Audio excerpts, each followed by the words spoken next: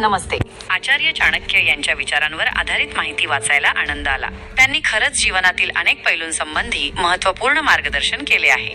तुमच्या म्हणण्यानुसार वैवाहिक जीवनात मुलींसाठी लग्नापूर्वी काही गोष्टी आत्मसात करणे खरोखरच महत्त्वाचे आहे. चाणक्य नीतीमधील या विचारांचे महत्त्व आजही कायम आहे, कारण ते केवळ वैवाहिक जीवनासाठीच नव्हे तर कोणत्याही नात्यासाठी आणि जीवनातील अडचणींवर मात करण्यासाठी उपयुक्त आहेत. शांत राहणे, आर्थिकदृष्ट्या सक्षम असणे, आत्मसन्मान जपणे, नात्यांची समज आणि वेळेचे महत्त्व जाणणे यांसारख्या गुणांमुळे एक व्यक्ती म्हणून मुली अधिक सक्षम आणि आनंदी जीवन जगू शकतात यात शंका नाही.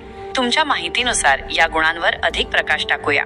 शांत राहणे. विपरीत परिस्थितीत शांत राहिल्याने परिस्थिती अधिक बिघडण्यापासून वाचवता येते आणि विचारपूर्वक तोडगा काढता येतो. आर्थिकदृष्ट्या स्वावलंबी. आर्थिक स्वातंत्र्य आत्मविश्वास वाढवते आणि कोणत्याही परिस्थितीत दुसऱ्यांवर अवलंबून राहण्याची गरज भासत नाही. आत्मसन्मान जपणे. स्वतःचा आदर करणे आणि तो टिकवून ठेवणे हे एक निरोगी व्यक्तिमत्वाचे लक्षण आहे.